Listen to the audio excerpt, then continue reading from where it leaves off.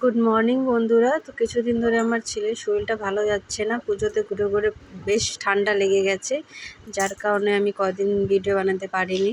তো সকালবেলা যেহেতু লেট করে উঠেছি, তাই ছেলের জন্য আর হাজব্যান্ডের জন্য আলু সিদ্ধ, ভাত সিদ্ধ আর ডিম সিদ্ধ বানিয়েছি। তো ছেলেকে যেহেতু ওষুধ খেতে হবে, ওই জন্য সকালবেলা ভাতটা দেওয়ারই চেষ্টা করছি। তার সাথে হাজব্যান্ডেরও খাবার তৈরি করে দিয়েছি। আমি তোমার যেটা ভালো উপকারী। আর হাজব্যান্ড অফিসে যাওয়ার পর প্রত্যেক দিনের একই কাজ হয়, ঘর গোছানো, ঘরের কাপড় জামা গোছানো, এগুলো। তার সাথে আজকে আমার খেতে ইচ্ছা করছিল খুব কচুর শাক। তো যাকে বললো আমাদের বাড়ির পাশেই একটা জমিন আছে, এখানে খুব কচুর শাক হয়েছে, চলো নিয়ে আসি। তো যার আমি গল্প করতে করতে যাচ্ছিলাম, তো আমার ছেলেও যাবে, তো আমার ছেলেও পিছু নিল। যেহেতু আমরা একটু গ্রাম এলাকায় থাকি, তো এখানে আমাদেরকে অনেক কিছু কিনে খেতে হয় না, বাট আমাদের বাপের বাড়িতে তো কচু শাক খেতে গেলেও কিনে খেতে হয়। তো দেখো পাশের জমিতেই হয়েছে অনেক কচু শাক, তো আমি আর আমার যা তুলছিলাম। তো ছেলেকে বলছিলাম একটু ভিডিও করে দিতে, বাট ও ক্যামেরা কোন দিকে মাথা মুন্ডু কিছুই বুঝতে পারছিল না। তো নিজের ফটোই ও বেশিরভাগ তুলছে, ভিডিওটা ভালো করে করতে পারেনি।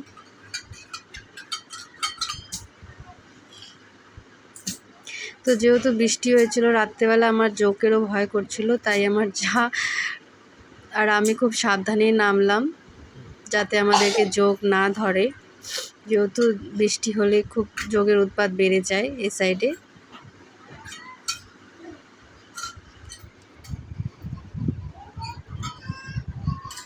তো আস্তে আস্তে আমি কালা কচুগুলো বেছে নিচ্ছিলাম, ওগুলো বেশি উপকারী হয়।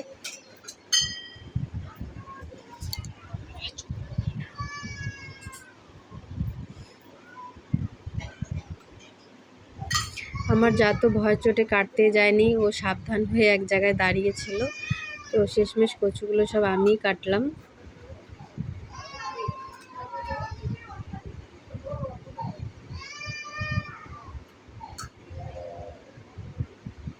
বৃষ্টি পড়ার কারণে জমিনটাতে খুব ছোট ছোট গাছগাছালা হয়ে গেছে, এগুলোতেই ছোট ছোট জোকগুলো লুকিয়ে থাকে।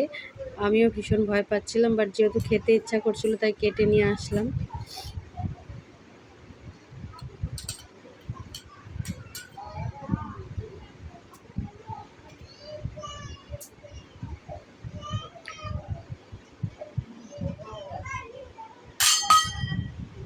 আর দেখো, ওদেরকে আমি যতই ভালো করে ক্যামেরা ধরতে বলছিলাম, আমার ছেলে আমার যা ঠিক মতন ক্যামেরায় ধরতে পারছিল না।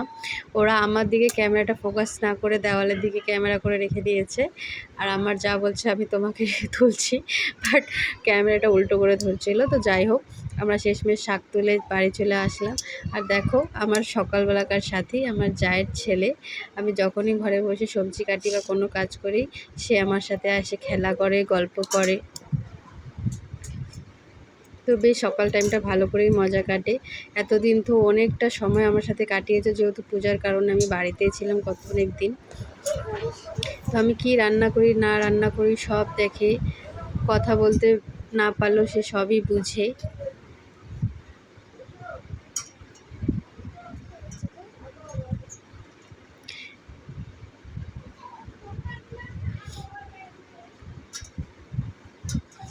তো শেষমেশ সংসারে সব কাজ করে আর আমি আমার ছেলে প্রায় 4টার কাছাকাছি এলাম দিদি বাড়িতে। পার্লারে একটু হালকা ভিড়, সেজন্য এখন অত চাপ নেই, আর ছেলেরও শরীর ভালো না। আর বিকালবেলা যেহেতু টিউশনি আছে, তো ফাইনালি আমরা পৌঁছে গেলাম মেডিকেল মোড়ে। So by.